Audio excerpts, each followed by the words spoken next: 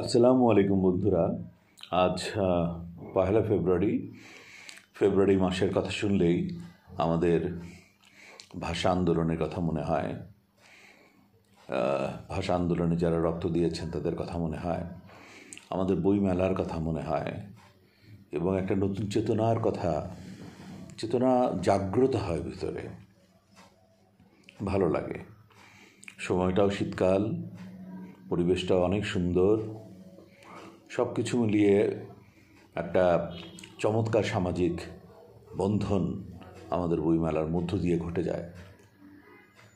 যাদের সাথে অনেক বছর দেখা হয়নি তাদের সাথেও যেমন দেখা হয়, তেমনি নতুন নতুন বইয়ের উন্মোচন আমরা সচক্ষে দেখি অথবা মিডিয়ার মাধ্যমে দেখি।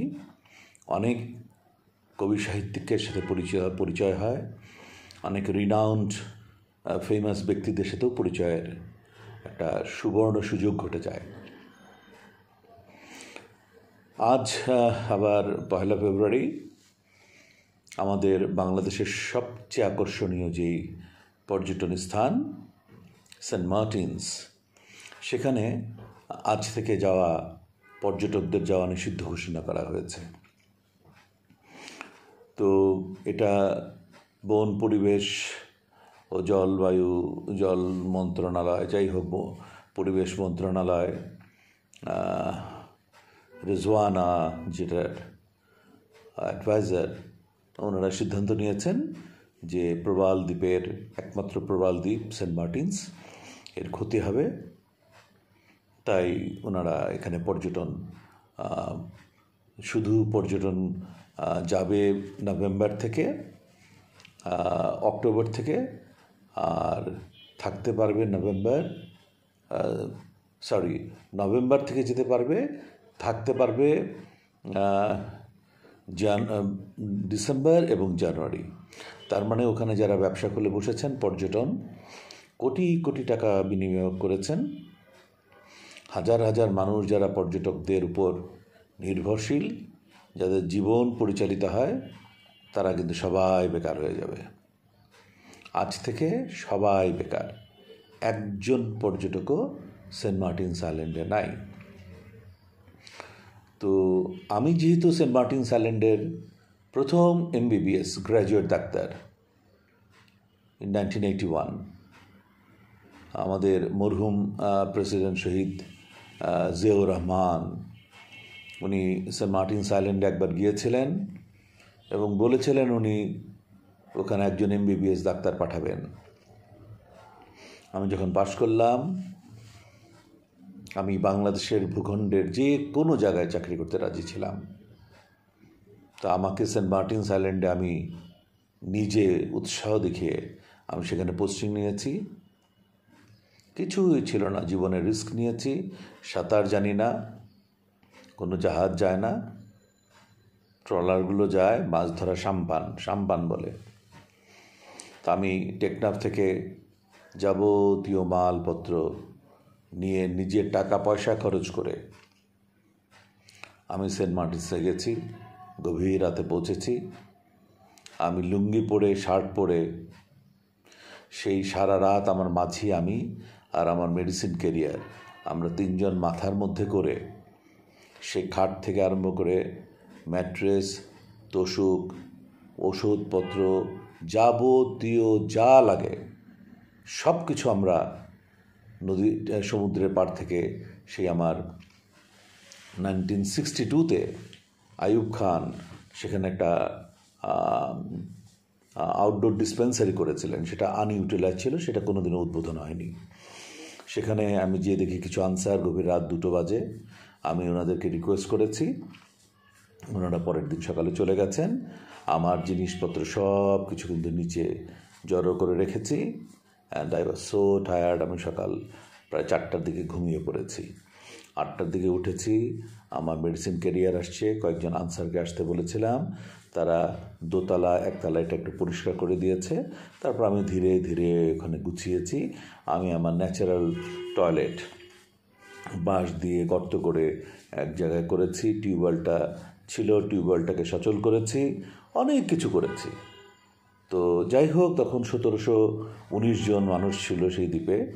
আরও অনেক কাহিনী আমার মনে পড়ে। আমি দ্বীপের প্রতিটা মানুষকে চিনতাম, প্রতিটা মানুষ আমাকে চিনত। আমি রেজওয়ানা অথবা গফেনকে জিজ্ঞেস করতে চাই, তখন সেন্ট মার্টিনস আইল্যান্ডের আয়তন যা ছিল, এখন কি তার চেয়ে কমেছে? তখন সেন্ট মার্টিনস আইল্যান্ডের পরিবেশ বলতে আপনারা কী বোঝান আমি জানি না। সেই পরিবেশ দূষণ হবে বলে, আপনারা এটা সমস্ত কিছু বন্ধ করে দিলেন, যেন ওখানে কোনো মানুষ থাকে না, এবং ওটার দায় দায়িত্ব আপনাদের না। আপনারা বছরে 9 মাস এটাকে বন্ধ করে রাখবেন, আর বছরে 9 মাস মানুষ না খেয়ে থাকবে। ওখানে চুরি ডাকাতি, জলদস্যু হিসেবে তারা পরিচিত হবে, স্মাগলার হিসেবে পরিচিত হবে। এই তো আপনারা চান। যদি বন্ধই করেন, আপনারা কি জানেন যে কেন বন্ধ? আগে এতকাল, শত বছর,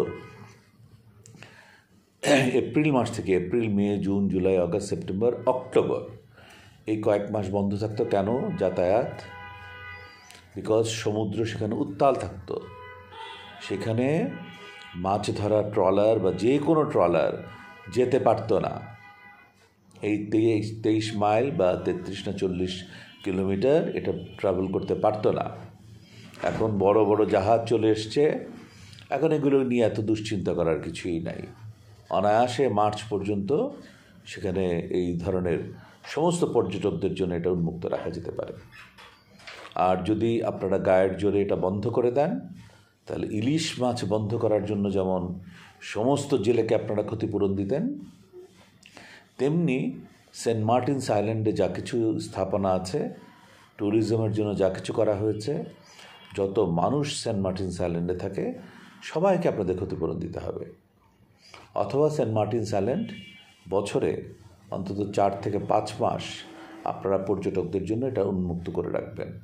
আর যদি বড় বড় জাহাজ হয়, যেটা দিয়ে টেকনাফ থেকে সেন্ট মার্টিনস আসবে, যেটা ডুবে যাওয়ার সম্ভাবনা থাকবে না, সেই ক্ষেত্রে আপনারা সারা বছর এটাকে খোলা রাখতে পারেন। সেন্ট মার্টিনস আইল্যান্ড ক্ষয় হয়ে যাওয়ার কোনো আইল্যান্ড নয়। আর যদি মনে করেন ক্ষয় হয়েই যাবে, তাহলে সেটাকে সুরক্ষা করার জন্য কি করা যেতে পারে, অন্য পরিকল্পনা করেন। মাথা ব্যথা হচ্ছে, মাথা কেটে ফেলবো, এটা কোনো সিদ্ধান্ত হতে পারে না। সেন্ট মার্টিনসের জন্য আমার মন কাঁদে, বিকজ সেন্ট মার্টিনস আইল্যান্ডের প্রথম চিকিৎসক আমি। সেন্ট মার্টিনস আইল্যান্ডে যদি এরকম শিক্ষিত কোনো লোক যেয়ে থাকে, আমাদের শহীদ জিয়াউর রহমান এবং তার সাথে যারা গেছেন তাদেরকে বাদ দিয়ে, আমার তো মনে হয় আমি হয়তো প্রথম গেছি। আমার আগেও হয়তো অনেকেই গেছে, আমি জানি না। সেজন্য আমার মন কাঁদে, অবশ্যই কাঁদে। সেন্ট মার্টিনস আইল্যান্ডকে আপনারা দূরে সরিয়ে রাখবেন না, তাহলে কিন্তু ওটা নানান কারণেই দূরে সরে যাবে। Jio political situation is not also good. মায়ানমারের দৃষ্টিভঙ্গিও ভালো না। সব দিকে খেয়াল রাখতে হবে। ঘন ঘন আমাদের পর্যটকদের যাতায়াত রাখতে হবে। ঘন নিরাপত্তার সেই পরিবহনগুলোকে টহল দিতে হবে। তাহলেই না আমরা আমাদের সব কিছু রক্ষা করতে পারবো। যাই হোক, আপনারা সবাই ভালো থাকুন। সরকারের প্রতি অনুরোধ, এটা আরও অন্তত 2 মাস আপনারা বাড়ান। যদি সারা বছর ওপেন করে রাখতে না পারেন, এখন অন্তত আরও 2 মাস থেকে 3 মাস বাড়িয়ে দেন, যেন মানুষগুলো যারা আছে ওখানে ব্যবসা বাণিজ্য করে খেয়ে পড়ে বাঁচতে পারে। বাকি সময়টা তাদেরকে ভর্তুকি দেন। আজ এতটুকুই। আপনারা সবাই ভালো থাকুন, সুস্থ থাকুন। আল্লাহ হাফিজ।